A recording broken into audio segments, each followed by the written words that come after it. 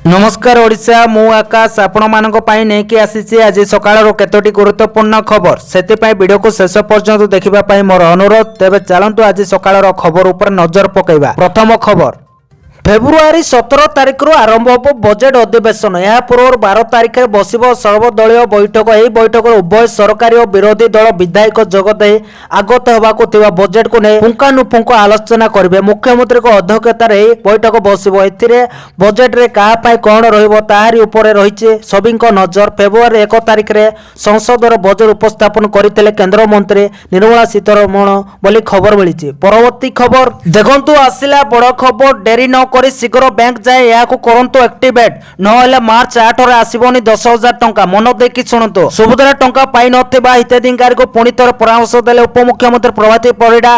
Bank जाए DBT activate करबा को प्रभाती परिडा देले परामर्श। डीबीटी एक्टिव होई नथिले सुभद्रा टंका अकाउंट को जीव नाही। अंगनवाड़ी केंद्र ब्लॉक रे रिजल्ट महिला तालिका अच्छी। सुभद्रा कमिटी सदस्य को भेटंतु से चाहिए लिस्ट रे ना जोड़ी हबो। मार्च 8 पूर्व 1 कोटी छुईब सुभद्रा हिताधिकारी संख्या वर्तमान सुधा 98 लाख लोक सुभद्रा टंका पाई बोली खबर मिली। परवर्ती खबर मैट्रिक परीक्षा सरिवा पर मार्च 19 तारिख रु आरंभ होबो खाता देखा। प्राय 13 दिन धरी चलिबो एही खाता देखा प्रक्रिया। छात्र छात्री खाता मूल्यांकन पर रिजल्ट बाहरिबो बोली बोर्ड उपसभापति निहार महंती कहिसंते। मैट्रिक परीक्षा पूर्व बोर्ड प्रेसमिट फेब्रुआरी 21 तारिख रु मार्च 6 तारिख पर्यंत मैट्रिक परीक्षा चलिबो बोली बीएससी रो सभापति श्रीकांत राय प्रेसमिट रे सूचना दैचंते। से प्रश्नपत्र लीक प्रसंग को नहीं मध्य आलोचना करिसंती। से कहिसंती जे चलित वर्ष प्रश्नपत्र भाइराल न हेबा पाए प्रश्नपत्र रे सीरियल नंबर रहिबो। जदि भाइराल होए एतिरु जणा पड़ी जेबो बोली तांके कहिथिबार खबर मिलिছে। परवर्ती खबर जाजपुर पाए बड़ घोषणा कले मुख्यमंत्री मोहन चरण माझी। जाजपुर को 1000 कोटी टंकार प्रकल्प भेटी देले मुख्यमंत्री मोहन चरण माझी। जाजपुर पाए एकाधिक प्रकल्प कले घोषणा। जजाति 2025 रो उद्घाटन उत्सव रे शामिल हेले मुख्यमंत्री। उद्घाटनी उत्सव रे शामिल होए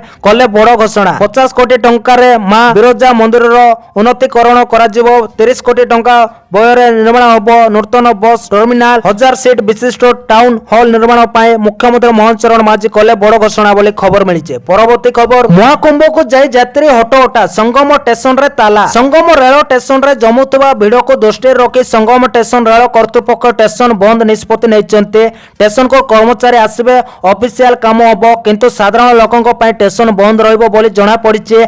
भिड़रे कौनसी अपतिकरण घटना न घटिबा पाए स्टेशन रे आरपीएफ जवान को मुतयन करा जायছে। कुंभ मेला पाए स्टेशन रे लोकन को भिड़ जमुतबा बेले या को नियंत्रण करबा पाए स्टेशन पक्कर व्यवस्था करा जिवो। सूचना मुताबिक आगामी 5 दिन पर्यंत रेल स्टेशन बंद रहइबो बोली खबर मिली। परवर्ती खबर शर्मा जी को शानदार शतक 7टी छक्का 9टी चौका। बारबाटी रे चलीथिबा दिनिकिया मैच रे रोहित शर्मा 110 रन करिसंते। से शतक करे निज फॉर्म को फेरिसंते। ओडिया रे रोहित को यह 32तम शतक। से एही मैच रे चौका छक्का बुष्टि करी शतक पूर्ण करिसंते। एही शतक रे से 7टी छक्का एवं 9टी चौका मारिसंते बोली खबर मिलिছে। परवर्ती खबर महाकुंभ मेला रे बुड़ पकाइले राष्ट्रपति द्रौपदी मुर्मू। प्रयागराज महाकुंभ मेला रे बुड़ पकाइले राष्ट्रपति द्रौपदी मुर्मू। कुंभ मेला रे पूजा अर्चना करबा सह संगम स्थल बुड़ पकाइले राष्ट्रपति। सूचना अनुसार राष्ट्रपति प्राय 8टा रे उक्त स्थान समय बिताई राष्ट्रपति गस्त को नहीं सुरक्षा व्यवस्था कड़ाकड़ी करा जायছে। उत्तर प्रदेश मुख्यमंत्री योगी आदित्यनाथ राष्ट्रपति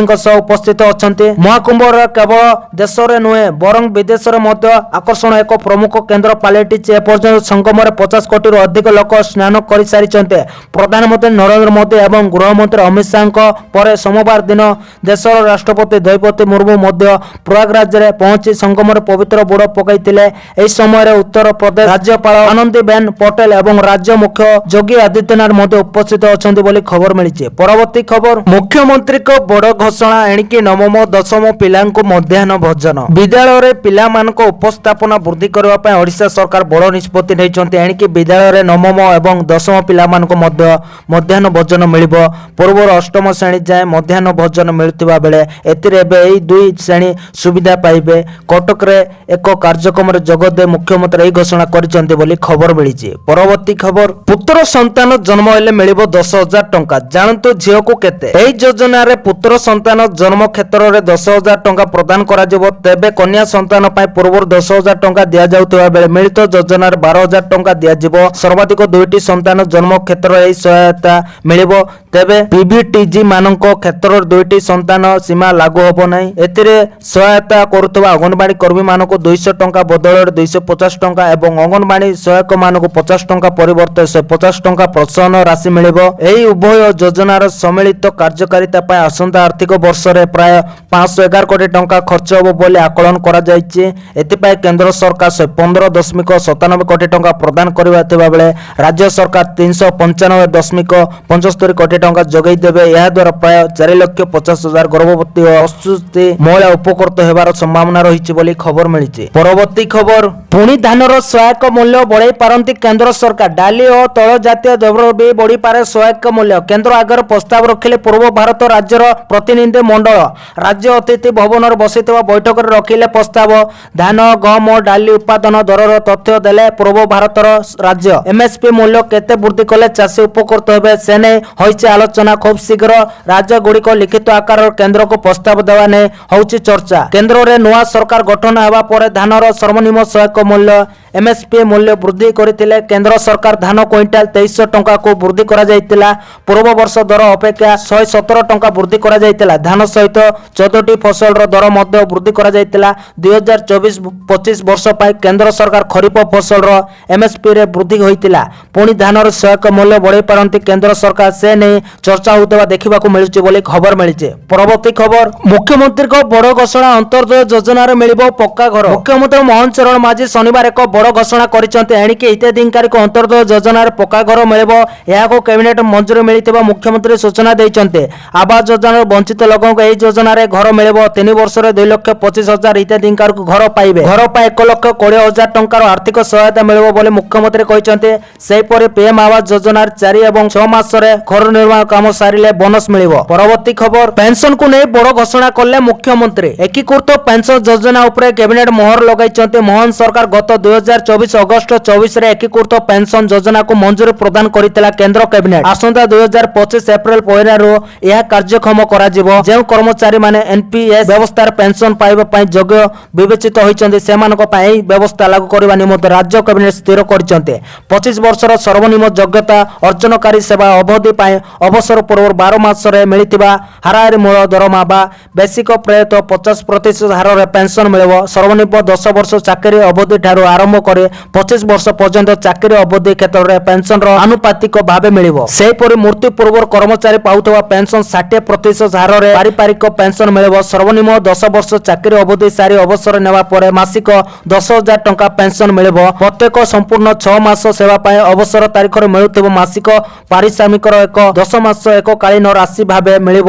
ଏହି ରାଶି କାରଣରୁ ସୁନିଶ୍ଚିତ ପେନସନର ପରିମାଣ କମ ହେବ ନାହିଁ ବୋଲି ଖବର ମିଳିଛି। ପରବର୍ତ୍ତୀ ଖବର, ମୋ ବସ୍ର ନାଁ ପରିବର୍ତ୍ତନ ୟାମ ବସ୍ ହେବ। ଏନେଇ ଗୃହ ଓ ନଗର ଉନ୍ନୟନ ମନ୍ତ୍ରୀ କୃଷ୍ଣଚନ୍ଦ୍ର ମହାପାତ୍ର ସୂଚନା ଦେଇଛନ୍ତି। ମୋ ବସ୍ ଏକ ଅହଙ୍କାର ଶବ୍ଦ ହେବ ମନ୍ତ୍ରୀ କୃଷ୍ଣଚନ୍ଦ୍ର ମହାପାତ୍ର କହିଛନ୍ତି। ମୋହନ ସରକାରଙ୍କ ଲୋକଙ୍କ ସରକାର, ଆମର କହିବା ଠିକ ହେବ।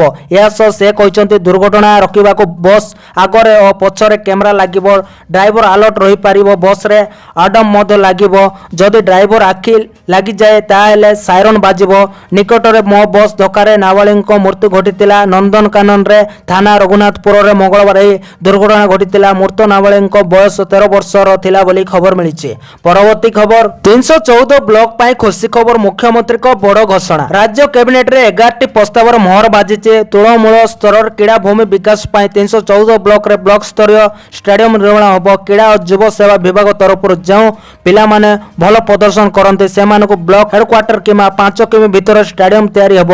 12 ଏକରରୁ 15 ଏକର ସରକାରୀ ଜମି କିମ୍ବା ଆବଶ୍ୟକ ହେଲେ ପ୍ରାଇଭେଟ ଜମିକୁ ସରକାର ନେବେ। ଇନଡୋର ହଲର ବ୍ୟବସ୍ଥା କରାଯାଇ ବ୍ୟବସ୍ଥା ହକି, କ୍ରିକେଟ, ଫୁଟବଲର ଖେଳ ହେବ। ଏଥିଲାଗି 4,124 କୋଟି ଟଙ୍କା ବ୍ୟୟ ବରାଦ କରାଯାଇଛି। 5 ବର୍ଷରେ ଏହି କାମ ସରିବ ବୋଲି ଖବର ମିଳିଛି। ପରବର୍ତ୍ତୀ ଖବର, ରାଜ୍ୟ ସରକାରଙ୍କ ବଡ଼ ଘୋଷଣା, ଗରିବଙ୍କ ପାଇଁ 2,25,00,000 ପକ୍କା ଘର। ସମସ୍ତଙ୍କ ପାଇଁ ପକ୍କା ଘର ନିଶ୍ଚିତ କରିବା ରାଜ୍ୟ ସରକାରଙ୍କ ପ୍ରାଥମିକତା। ଏଥିପାଇଁ ପ୍ରଚଳିତ ଗୃହ ନିର୍ମାଣ ଯୋଜନାରେ ଉପକୃତ ହୋଇନଥିବା ହିତାଧିକାରୀଙ୍କ ଅନ୍ତର୍ଦୟ ଗୃହ ଯୋଜନାରେ ପକ୍କା ଘର ଯୋଗାଇ ଦିଆଯିବ। ଗୃହ ନିର୍ମାଣ ପାଇଁ ହିତାଧିକାରୀଙ୍କୁ 1,20,000 ଟଙ୍କା ଲେଖା ଆର୍ଥିକ ସହାୟତା ପ୍ରଦାନ କରାଯିବ।